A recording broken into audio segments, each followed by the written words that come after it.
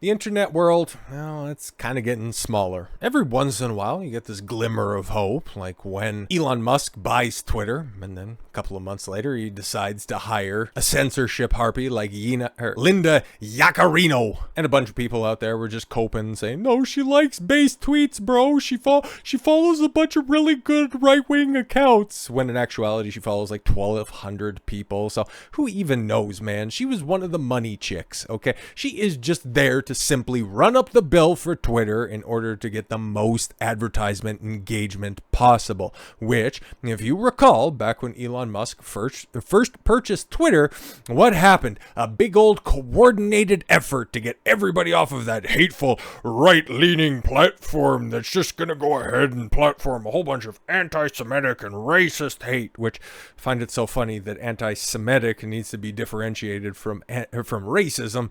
They could have worked something together, but of course them boys needs to be elevated above everybody else. But whatever, man, you go ahead and do whatever you like. God's chosen people need their own category, right? So yeah, Elon Musk wanting to make, well, I guess Twitter was going to be the bedrock for his everything app, where he'd have video streaming, purchases, shopping. He basically wants to take what the hell's the name of that Chinese alternative? The CCP? No. But the app specifically. He wants to take the fact that that is an absolutely everything app and bring that onto Twitter, hence the rebranding to X. But also not realizing that, okay, cool, if you have everything, if you have all of your social media interactions, okay, you have all of the videos, all the content that you like to consume on that app, you have the PayPal alternative on that app as well.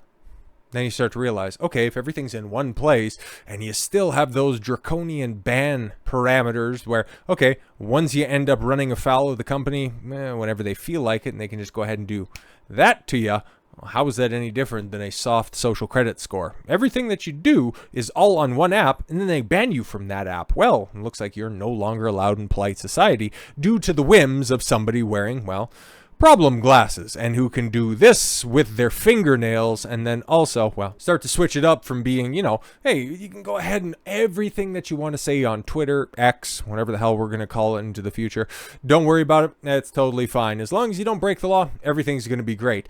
But, like it says right here, okay, WEF, oh yeah, right, and she's also on the board, or at least she's affiliated with the World Economic Forum, so yes, big red flag as well, but she likes space tweets, we know. CEO says that she runs Twitter, not Elon, censoriously labeling of a lawful but awful. Oh, introduces censorious labeling of lawful but awful users. So, what are we doing?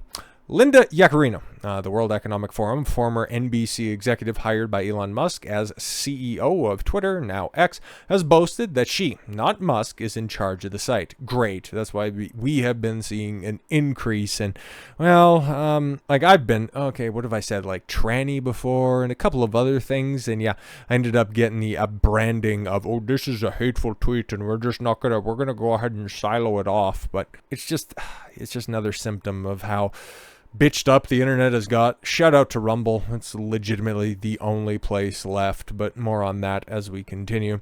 Yaccarino also boasts that X now has freedom of speech, but not freedom of reach. Yo, this is just a run back at the old late 2000s leftist screed of, oh, you have freedom of speech, but you don't have freedom of consequences. Bitch, you run a social media platform, okay? Yeah, you don't want to have hateful, unlawful messages spread around your social media website. But, okay, great, wonderful, fantastic. Who decides what's objectionable? I say tranny. That is, all of a sudden, that triggers your censors over at the platform? Fantastic. That is hardly in common parlance. If I'm just talking about auto repair or something like that and I say tranny, it gets flagged and I can't share that. Oh, interesting. That's wild. Oh no, it's just a little bug that'll get repaired. You can go ahead and appeal it. Fantastic. We know, especially as content creators. I'm sure you guys also listen to other creators out there as well, and you know how good the customer service is, especially in regards to creator support that all of these other platforms do. So yeah, Twitter, not exactly all that different. Just remember, man, even prior to the Elon Musk regime, and you know that all of that infrastructure is still in place over there and at a moment's notice can be activated just like that in case of emergency, or, I'm sorry, as Yaccarino puts it, as awful content. Fantastic. Mine and Elon's roles are very clear, she told CNBC Interview on Thursday, describing Musk's areas of responsibility as product design as the head of the team of extraordinary engineers on new technology. Exactly. That's what everybody was pointing out for Elon Musk back in the cut when he bought Twitter. Was he going to be doing the day-to-day operations? Was he going to be down there with wrenches working on the servers? Yeah, I don't fucking think so. What is he? Well, he's a name. He's a well-established man who has very lofty dreams. But yeah, at the same time, I could buy Twitter. Nice shiny thing, a nice shiny toy that a billionaire can play with, but then all of a sudden, I'm just going to hire a CEO because I'm just kind of bored with this shit and then just toss it off to the side. So yeah, you bring in somebody who's, I don't know, maybe a little bit driven to go ahead and cultivate the discourse of the world and, well, might sell you a great dream. And we know that Elon Musk isn't exactly the most, aware of how to deal with women. Have you seen his laundry list of candidates? Not exactly big fucking winners. But of course, he wasn't going to be dicking down Linda, so hey, maybe his judgment is a little bit better when it comes to executives. And then every time that we hear this lady speak, it's something that makes you at least creak your neck a little bit and go, oh, really? Oh, man, I thought it was going to be different. But in actuality, the same boss, well, the new boss, same as the old boss. Asked about the company's so-called hate speech policies, Yaccarino says, it goes back to my point about our success with free speech, or freedom of speech, not reach. If it's lawful, but it's awful, it's extraordinarily difficult for you to see it. Yeah, exactly. I like the standard of, as long as it doesn't break the law, it's not a pointed threat of violence, leave it up there. As long as it's not pornography, okay, of the revenge variety or of the underage variety, which used to be very permeated throughout all of Twitter, good, leave it up there. The rest of the stuff, anything that breaks the law, any laws that are out there in the United States, that's where Twitter, X, is headquartered. Go ahead, get rid of it like that. Otherwise, leave it all up for the world to see and to judge you on what you post. But who decides? Who decides what is awful? What are your guidelines? What is your modus operandi in labeling certain things awful? That's what we need to know, man. It can't just be this nebulous, I know objectionable content. I know awful content when I see it. Okay, great.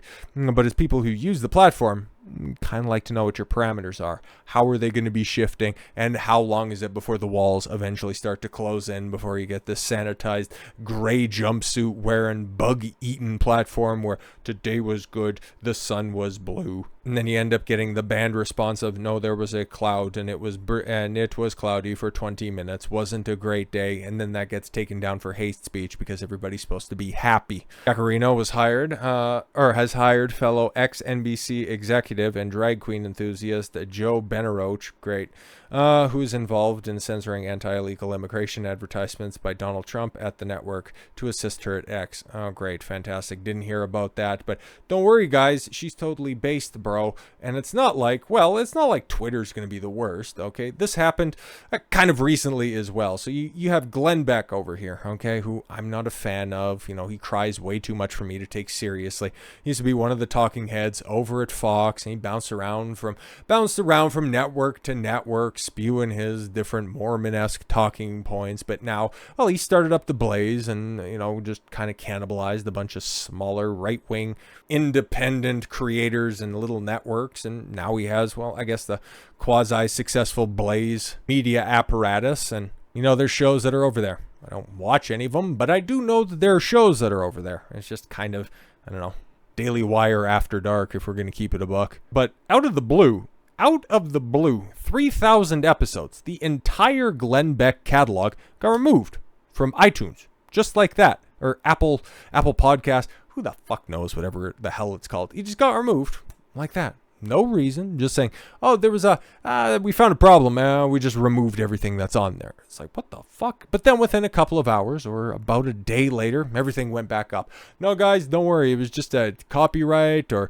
something like that we found on one of the episodes, but it's all fine now, everything's all back up. Now, okay, it might just seem like a glitch in the Matrix, but every single time you see one of these little, computer glitches that's out there, they always seem to go in one direction. And what I do, my limited amount of exposure and limited knowledge when it comes to the Apple podcast infrastructure, you're more or less concerned with your subscribers that are on there as opposed to people listening to your show. You just want the access to the people who are subscribed to it so that you can just go to your advertisers and say, we got this many subscribers. People are constantly being fed through their subscription feed every daily episodes from the content, so you can go ahead and have a reliable number that you can go forward and put to your advertisers to request more ads or just, a higher rate for your ads that are there. And so if you just have your entire account washed, well, your subscribers, obviously, they have nothing to subscribe for, are either just going to go, oh, fuck, well, that sucks, get rid of that subscription. Or maybe, given the fact that there's no content on the channel, does it just go ahead and get rid of the subscribers? Now, Glenn Beck did nothing wrong, okay? And like I said, don't like his content, but then at the same time, he definitely has the right to have it. What are they doing? What are they doing out there? Apple issues a statement after Glenn Beck claims his podcasts were removed with no explanation. We seen the post. They were out there. Apple has issued a statement about conservative commentator Glenn Beck complained that his podcast had been suddenly removed with no explanation. An Apple spokesperson told Variety the Glenn Beck program had been removed from Apple Podcasts due to a trademark dispute. Oh, it wasn't copyright, it was trademark, okay, which has since been resolved and the episodes have been restored. Oh, goody. I'm sure that all of them are up there. A spokesperson declined to provide details on what the dispute entailed.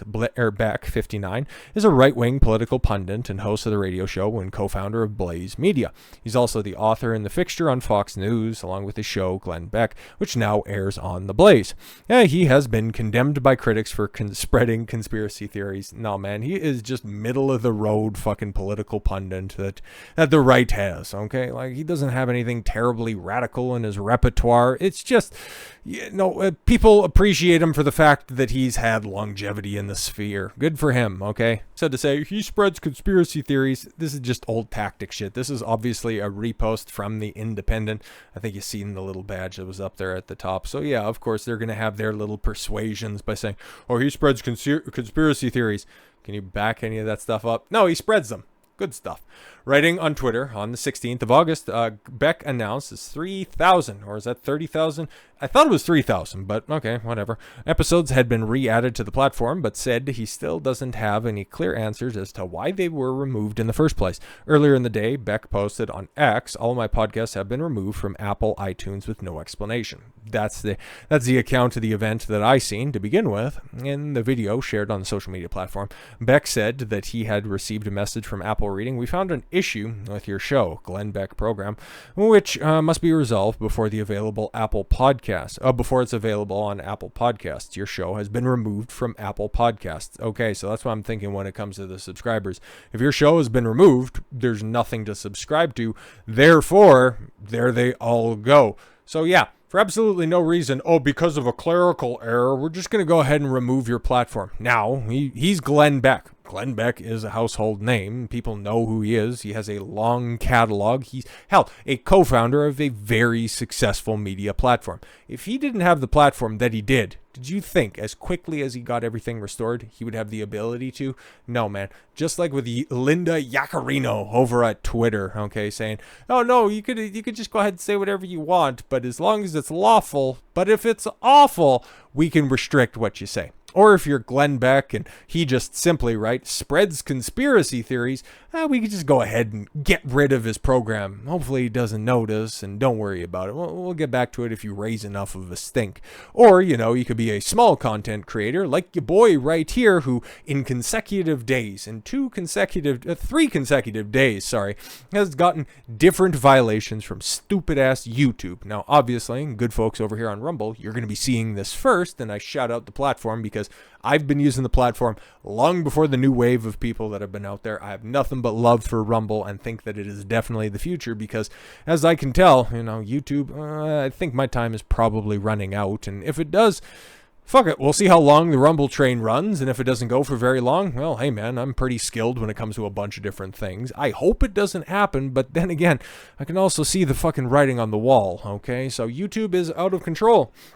A video from over a year ago was age restricted. You know which one was age restricted? I think I brought it up recently in a video. I don't have the metrics or anything like that, but on the grounds, it was age restricted. So realistically, that's not a takedown or anything like that, but it is fucking annoying given the fact that the video was posted July 1st. July 1st, oh, of 2022.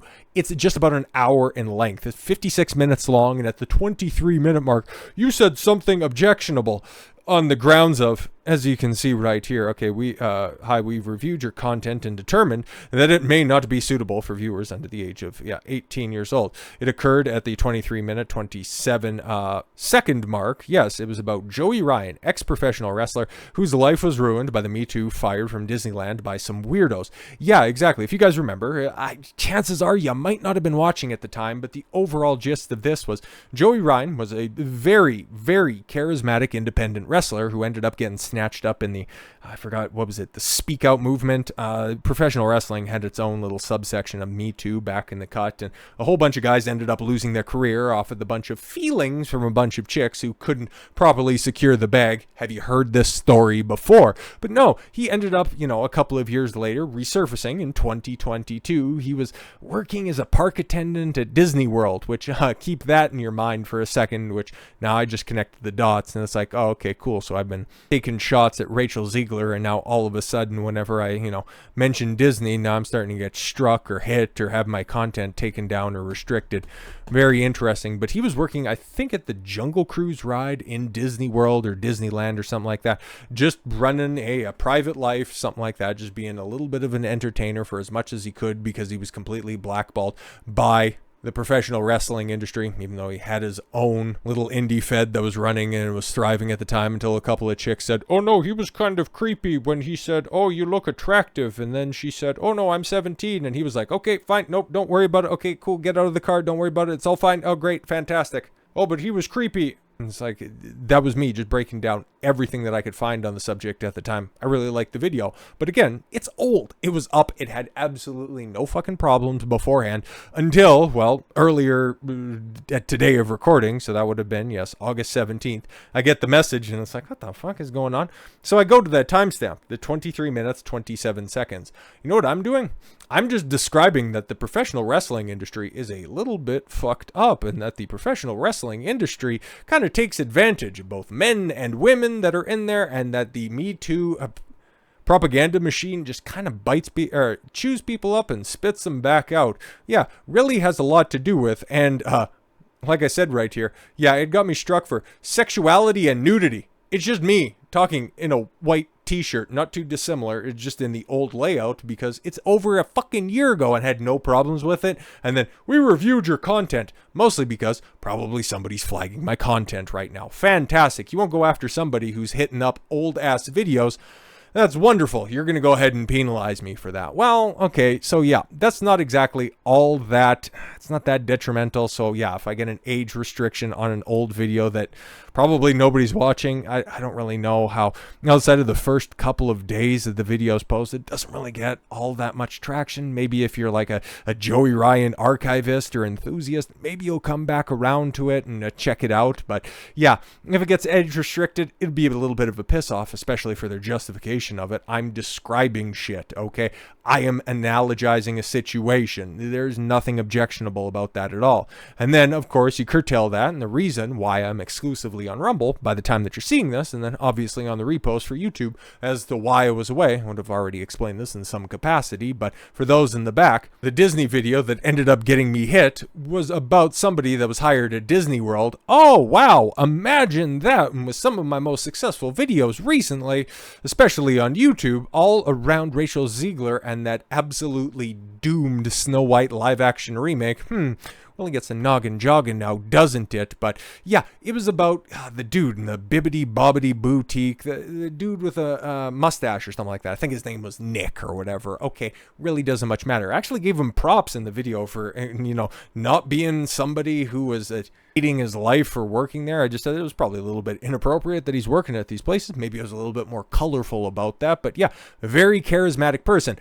Appropriate to be working around children, confusing them as such? Probably not. But what ended up getting my channel struck and the video resigned to the waste bins of YouTube history, but still very much up over on YouTube, which, surprise, that video is over 2 months old. Yeah, no, makes a whole hell of a lot of sense why that, it's just totally totally fine. Getting close to 1,000 views during the convening time is because, well, hey man, we aren't ruffling too many feathers over at Disney quite yet, but now, oh, you're attacking a woman now. It's all fine when you attack a guy, right? But now, oh no, you're promoting hate speech at 6 minutes and 56 seconds. I do encourage you, if you're interested and you think that I'm being maybe a little bit hyperbolic or not being fair to the overlords over at YouTube, which, and I kind of have to assess your mental state if that's your go-to idea, but let me illustrate to you, because I've told this multiple times over.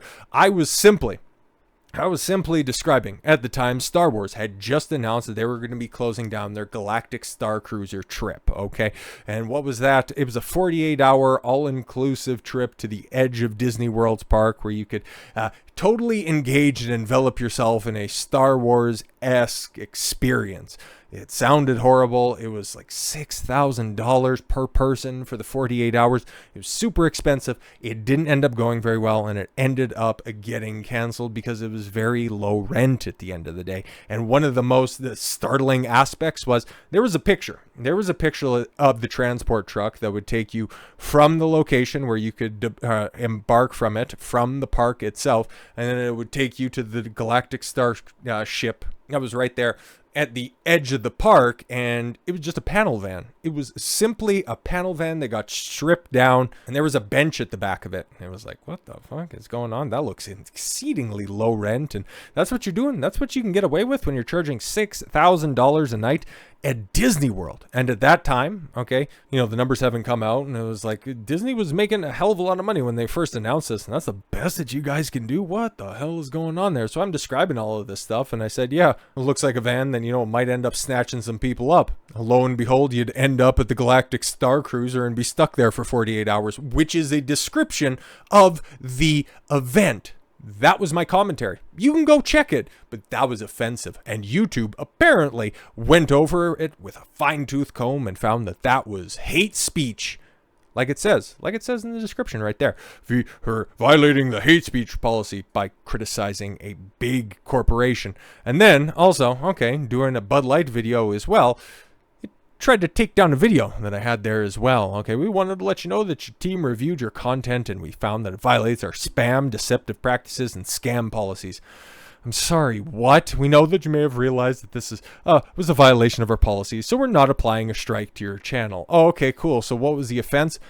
I linked to an article that I used in the video, which was a reprint from MSN, which is, guess what? A Wall Street Journal article, a fucking Wall Street Journal article that I read in totality on the fucking video itself. And because I linked to every single video, and I probably linked an MSN, okay, a Yahoo repost, anybody doing a repost, I still link the source article because I think transparency with what I do is incredibly important, which is not something, and it's not a tenet that the rest of our big tech overlords will go ahead and afford everybody else. So yeah, I know I'm being targeted. I know you guys likely, if you enjoy my content or anybody else cut from the same cloth that I am, they're also going to be facing this stuff, whether it's on X or Twitter, whether it's on meta platforms, which I'm not on except for a couple of burner accounts for simple research purposes, but I think I have some names stored away for, you know, any reasons in case I want to expand over there.